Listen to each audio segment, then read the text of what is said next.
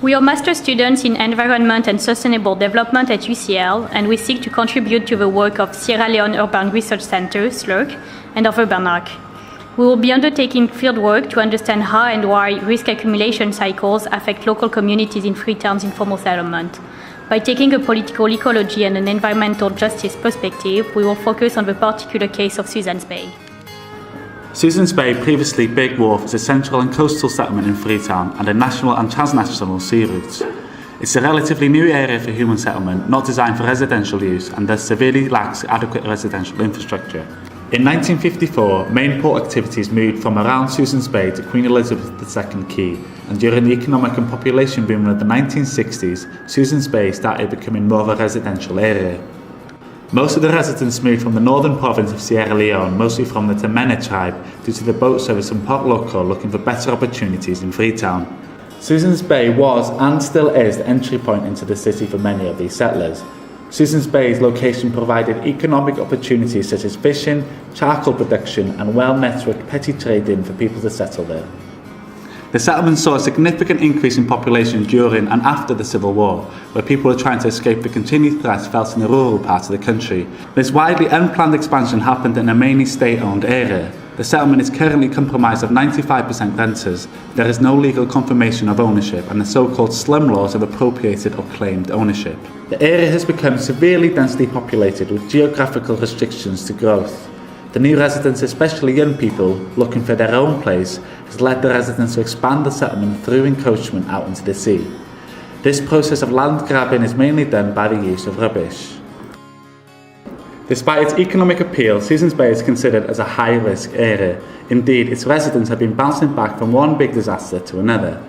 This timeline only reflects large-scale documented events, but many everyday risks such as floods, pollution, fire outbreaks, health risks, and building collapse go unreported. Disaster risk management is an important indicator for sustainable development and is currently being mainstreamed in Sierra Leone. The DRM structure is complex, involves many actors, and currently decision-making is centralized. We are looking into the actions of stakeholders and their role within Susan's Bay, specifically the actors that have direct contact with the local community, as a way to recognize the ways to make the process more inclusive and participatory. At the national level, there are practices focused on different scales and stakeholders, with a focus on institutionalizing risk management and budget allocation. There are nationwide and citywide awareness campaigns which advocate equal access to land for all citizens. These initiatives are particularly relevant to women. The predominance of Temne culture affects the social organization of Susan's Bay. There is a chief, secret societies, and specific characteristics of the Temne tribe. In the past decade, there have been a number of NGO interventions in Susan's Bay. A significant one was the Federation for Rural Urban Poor, which is a national network of women saving groups.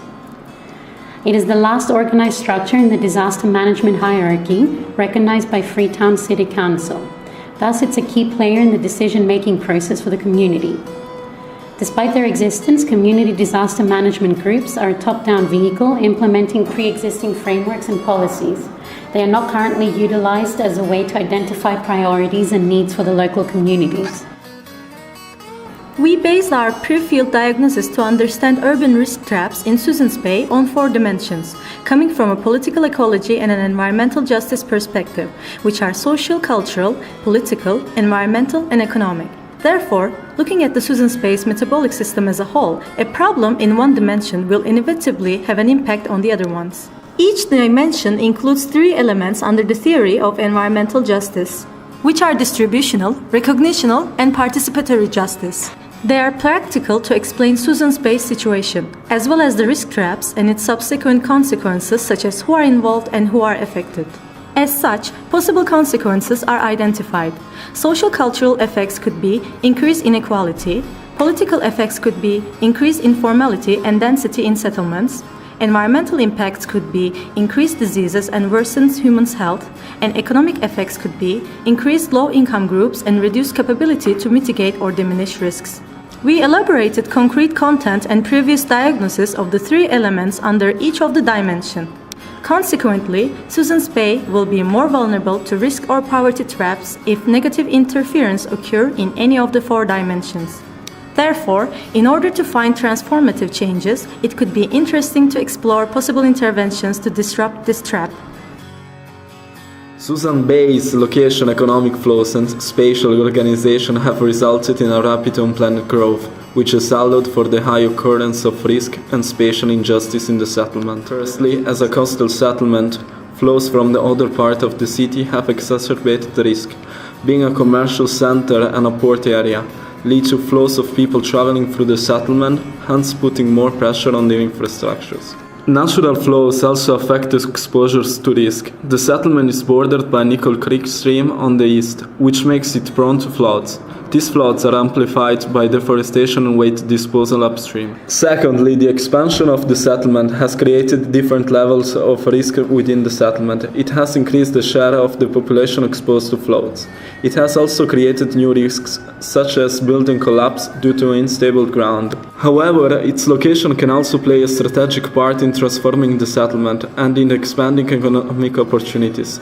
Residents have been demonstrating high levels of resilience in the face of risk, and they have an important role in the development of a resilient and productive city center for Freetown. To work on our hypothesis, we will conduct interviews, survey, focus groups, and transect walks, and we will try to answer the following questions.